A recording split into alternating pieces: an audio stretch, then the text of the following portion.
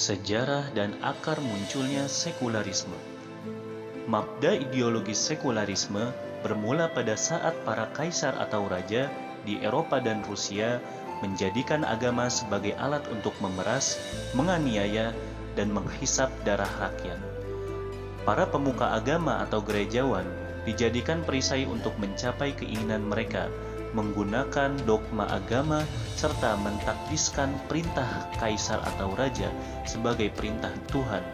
Maka timbullah pergolakan sengit yang kemudian membawa kebangkitan bagi para filsuf dan cendekiawan.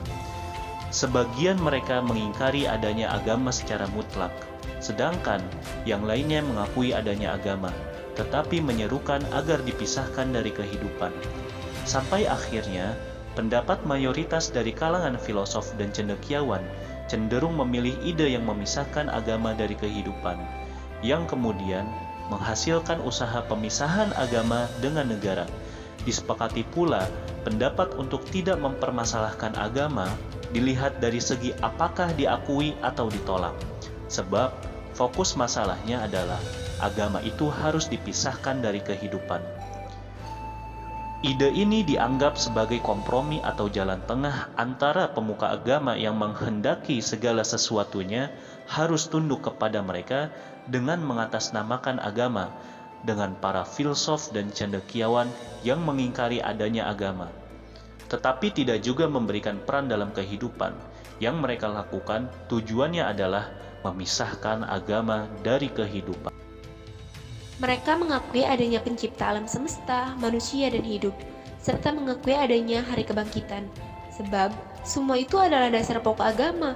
Dengan pengakuan ini berarti terdapat ide-ide tentang alam semesta, kehidupan, dan manusia, serta apa yang ada baik sebelum dan sesudah kehidupan di dunia. Sebab mereka tidak menolak eksistensi agama, akan tetapi tatkala ditetapkan bahwa agama harus dipisahkan dari kehidupan, maka pengakuan itu akhirnya hanya sekedar formalitas saja, karena sekalipun mengakui eksistensinya, tetapi pada dasarnya mereka menganggap bahwa kehidupan di dunia ini tidak ada hubungannya dengan apa yang ada baik sebelum dan sesudah kehidupan di dunia. Anggapan ini muncul ketika dinyatakan adanya pemisahan agama dari kehidupan, dan bahwasannya agama hanya sekedar hubungan antara individu dengan penciptanya saja.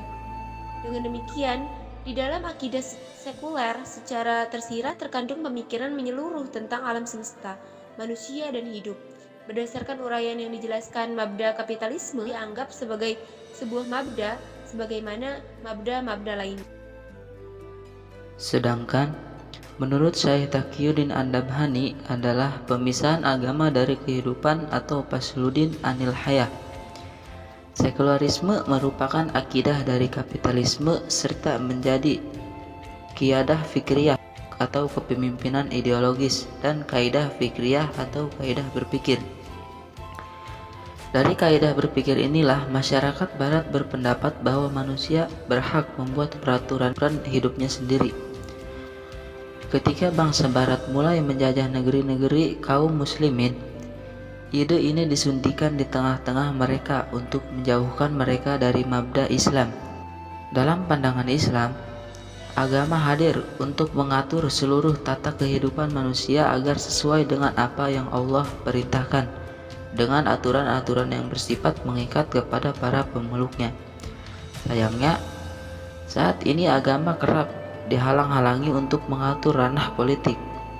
Seakan mengatakan pada agama, andai jangan coba mengatur politik, urusan Anda ada di tempat ibadah. Padahal sepanjang sejarah peradaban Islam yang berlangsung ribuan tahun ini, ternyata umat tidak pernah lepas dari politik.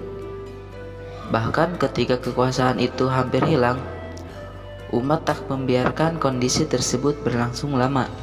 Senantiasa muncul pemimpin baru di dalam sistem yang sama, yang barusan mempertahankan agar kepemimpinan umum atas seluruh umat Islam di seluruh dunia, yang jamak kita kenal sebagai khilafah, tetap ada. Itulah yang terjadi pasca eksistensi daulah Islam di Madinah, yang berlanjut di masa Khulafatur Rasyidin, Khilafah Umayyah, Abbasiyah, hingga Utsmaniyah. Maraknya kepercayaan manusia atas sekularisme tidak serta-merta muncul begitu saja. Akar dari pandangan ini bisa ditarik hingga abad pertengahan di Eropa, yaitu ketika agama dianggap sudah tidak lagi menyelesaikan permasalahan umat manusia yang begitu kompleks. Bahkan, agama seringkali dianggap bertentangan dengan akal sehat manusia. Selain itu, pandangan pemisahan agama dari negara dan kehidupan ini juga dilatar belakangi oleh fakta penggunaan agama sebagai alat politik oleh para penguasa Eropa kala itu, yang justru menghasilkan penindasan terhadap rakyatnya sendiri.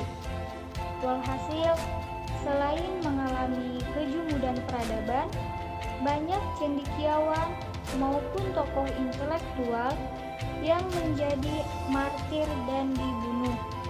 Bahkan tak sedikit yang dituduh sebagai penyihir atau alkemis. Tak tahan dengan situasi tersebut, kampanye sekularisasi pun dilakukan. Tujuannya adalah kebebasan, karena nilai-nilai agama selama ini dianggap hanya menjadi penghalang bagi kemajuan peradaban. Oleh karena itu, urusan dunia, termasuk di dalamnya adalah politik, harus dipisahkan dengan urusan agama.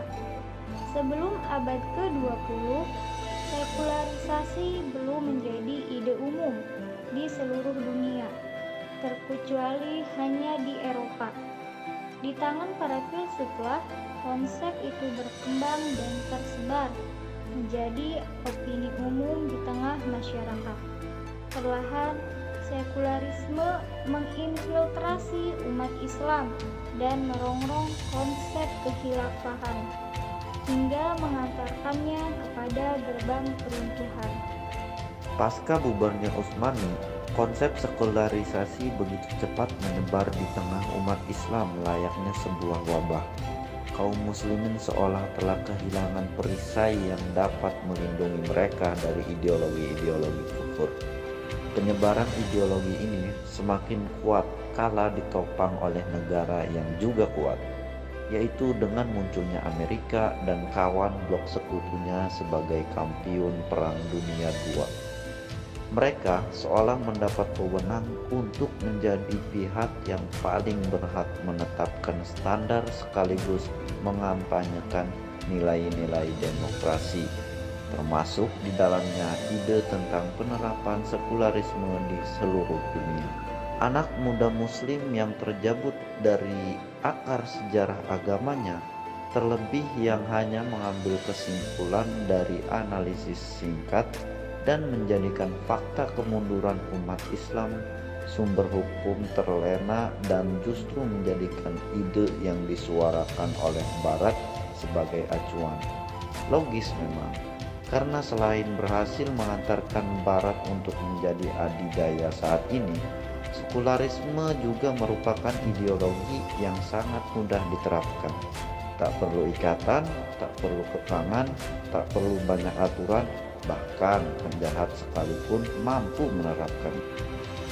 Nah, hasil dari prinsip memisahkan agama dari kehidupan itu ternyata menghasilkan berbagai kerusakan yang justru menunjukkan sebuah kepemimpinan yang juga semena-mena bahkan berhasil melampaui kekejaman-kekejaman di masa sebelumnya. Maka, jika sekularisme masih dipertahankan hari ini, tentu saja sangat tidak logis. Jika bukan untuk Eropa, ketidaklogisan ini setidaknya berlaku untuk umat Islam. Karena sebesar apapun umat Islam berusaha menerapkan sekularisme dengan harapan dapat mengikuti kemajuan Barat, kaum muslimin tetap saja berada di bawah penjajahan mereka. Padahal sepanjang sejarah peradaban Islam, umat Islam mengalami kemajuan ketika menggunakan Islam sebagai ideologi. Sekularisme sejatinya merupakan barang baru yang tidak pernah dikenal sebelumnya.